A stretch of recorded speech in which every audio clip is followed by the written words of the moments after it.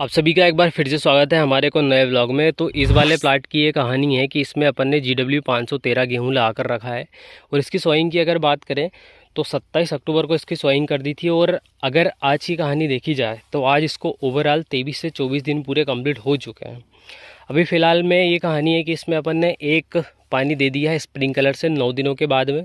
उसके जस्ट बाद में अपन ने इसमें 40 किलो प्रति एकड़ के हिसाब से इसमें नाइट्रोजन यूरिया फूंक दिया था। उसके जस्ट बाद में अगर बात करें तो लगभग 20 दिनों में अपन ने फिर से एक और स्प्रिंकलर स्टार्ट कर दिया। अभी स्प्रिंकलर उस साइड तक पहुंच चुके हैं, मतलब पानी होने ही वाला है। कल पूरा पानी कंप्लीट हो जाएगा। अब इतनी जल्दी जल्दी अपन ने 2 पानी दे दिए क्योंकि अगर इस कंडीशन में देखा जाए तो जैसे अनुसंधान केंद्र की बात करें तो आपको 15 से 20 दिनों के बाद ही पानी लगाने के लिए कहा जाता है। लेकिन ये सारी चीज़ें डिपेंड करती हैं आपकी मिट्टी की वाटर होल्डिंग कैपेसिटी के साथ में।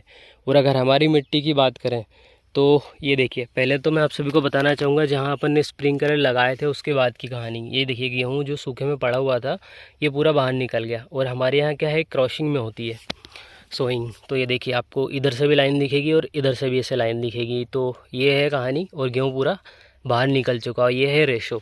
और कुछ किसान ये भी पूछ रहे थे कि आपने जो गेहूं है इसका सीडेड क्या डाला है। तो भाई देखो, झूठ झपाट बोलने से कोई मतलब नहीं है। हमारे क्षेत्र में क्या है कि जो गेहूं का सीडेड डलता है ये 1 क्विंटल पर एकड़ के हिसाब से डलता है। काफ़ी ऐसे क्षेत्र है जहाँ 40 केजी भी डलता है, 50 केजी भी डलता है, 60 केजी भी डलता है। कई लोग ऐसे हैं जो कि बताते हैं कि भाई हमने 50 केजी पर एकड़ के हिसाब से सीडेड डाला है। लेकिन ये सारी चीज़ें झूठ झपाट मत बोलो, जो सही है वो बता दो। तो अपनी तो यही कहानी रही है, अपन ने बिल्कुल स्पष्ट आपको बता दिया है कि पर एकड़ 1 क्विंटल सीडेड डाला है। क्योंकि सारी चीज़ें अगर आपके साथ मेंटेनेंस में नहीं चलती हैं, बाई चांस अगर क्लाइमेट आपको साथ नहीं दे रहा है, आपका गेहूँ टिलरिंग नहीं कर रहा है या फिर आपका सीड जो सही मात्रा में नहीं निकल रहा है, तो वो सारी चीज़ें मैनेज हो जाती हैं। इसलिए अगर सीडेड थोड़ा सा टाइट रखोगे तो ही बेहतर है। और ये सारी चीज़ें मिट्टी के ऊपर काफ़ी ज़्यादा डिपेंड करती हैं। आपका क्षेत्र कैसा है, आपकी मिट्टी कैसी है। तो जो क्षेत्र आपकी पद्धति चलती आ रही है, क्योंकि जो पद्धति आपके क्षेत्र में बेस्ट है उसको ही अपनाया जाता है आपके क्षेत्र में। जैसे हमारे यहाँ बिल्कुल फ्लड से इस प्रकार से पानी दिया जाता है, उसके बाद फिर ये इस प्रकार से नालियाँ निकाली जाती हैं और फिर पानी लगाया जाता है। तो ये हमारा मेथड है, क्योंकि यही सबसे बढ़िया मेथड है हमारे क्षेत्र के लिए। अगर दूसरा मेथड अगर हम अपनाएंगे तो वो सही प्रकार से काम नहीं कर पाएगा।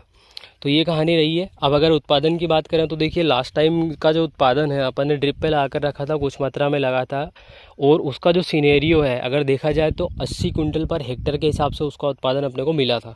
लेकिन काफ़ी कम मात्रा में लगाया था, इसलिए उस जो उत्पादन अपने को निकला है ये अपन उसको मान्यता नहीं दे सकते। और 80 कुंटल प्रति हेक्टेयर के हिसाब से उत्पादन मिल सकता है, लेकिन अगर आप सारी चीज़ें मेंटेनेंस में चल रहे हो तो ही आपका उत्पादन मिल सकता है 80 कुंटल पर हेक्टेयर के हिसाब से। अगर आप ड्रिप पे गेहूँ लगा कर रख रहे हो तो ये सारी चीज़ें संभव है नहीं कि ड्रिप पे आप लगा लो। इसलिए क्या है कि अगर आपका उत्पादन 20, 22, 23, 24, 25 तक भी पर एकड़ के हिसाब से निकल रहा है तो बहुत बढ़िया आपका प्रोडक्शन निकल रहा है। अब इसमें 2-3 चीज़ें प्लस पॉइंट है, इसलिए अपन ने इस गेहूँ को ला कर रखा है। एक तो अर्ली मेच्योरिटी में है, दूसरा इसकी अगर हाइट की बात करें तो 90 से 95 सेंटीमीटर इसकी हाइट है। मतलब लॉजिंग की कोई समस्या नहीं है, गिरने वाला तो कोई हेडेक ही नहीं है इसमें। क्योंकि अगर आपका गेहूँ अगर 100 सेंटीमीटर से 105, 110 सेंटीमीटर उसकी हाइट है तो उसमें थोड़ी सी लॉजिंग की समस्या आती है, गिरने की समस्या आती है। अभी 23-24 दिन हो चुके हैं, इसमें अभी तक हमने हर्बिसाइड का उपयोग तो नहीं किया है। लेकिन जैसे ही कल इसमें पानी ख़त्म होगा उसके बाद में फिर हम इसमें हर्बिसाइड का उपयोग करने वाले हैं। अब हर्बिसाइड के बारे में बात करें तो 2-3 प्रकार के हम कॉम्बिनेशन लेने वाले हैं, जिसमें कि एक तो फटाका वाला चारा जो कि काफ़ी ज़्यादा परेशान करता है, उसको कंट्रोल किया जा सके। इसके बाद में फिर अगर बात करें तो जईमार पाउच, उसका भी उपयोग करना पड़ेगा। उसके बाद फिर अगर देखें तो और भी काफ़ी सारे घास हैं जिनको कंट्रोल करने के लिए 3-4 कॉम्बिनेशन करेंगे और उसका रिजल्ट भी आपको बताएंगे किस प्रकार से हमको मिला है। अभी देखिए ये कहानी रहती है। अब ये ऊँट की पीठ जैसा अपना खेत है। अब ऐसे खेत में अगर आप बोलो कि भाई 20 दिनों के बाद आपको उसमें पानी लगाना है तो 20 दिनों तक तो अगर वेट करेंगे तो पूरा बत्ती हो जाएगा गेहूँ। ये कहानी रहती है। अब गेहूँ में जब अपन ने स्प्रिंकलर लगाया उसके बाद में फिर ये गेहूँ निकला है पूरा, उससे पहले इसमें गेहूँ नहीं निकला था। ये कहानी रहती है, ये देखिए। और सूखे में अगर गेहूँ लगा दें, काफ़ी किसानों का ये भी बिल्कुल सलाह आएगी कि भाई आप साहब आप सूखे में ही गेहूँ की बिजाई करिए। अगर सूखे में अगर गेहूँ लगा दे तो उसकी कहानी ये रहती है कि ये आपको ये दिख रही है नाली, इस प्रकार से पूरे खेत में पड़ जाते हैं भाई। इसलिए क्या है कि हमारी सहूलियत के हिसाब से इसमें हमको स्प्रिंकलर लगाना पड़ता है। ये तो पूरा प्लाट मैंने आपको बता दिया 513 का। अब इसके आगे जो भी होगा वो डे बाय डे हम आपको बताते रहेंगे, ताकि थोड़ा सा क्या है कि पर डे अगर आप इस प्रकार के वीडियो देखोगे तो अगर मैं खुद भी अगर किसी के वीडियो अगर पर डे मुझे देखते रहें, मैं देखता रहूँ, तो मुझे ऐसा लगता है कि भाई अपना खुद का खेत है और अपन पर डे इसमें इस प्रकार से काम कर रहे हैं।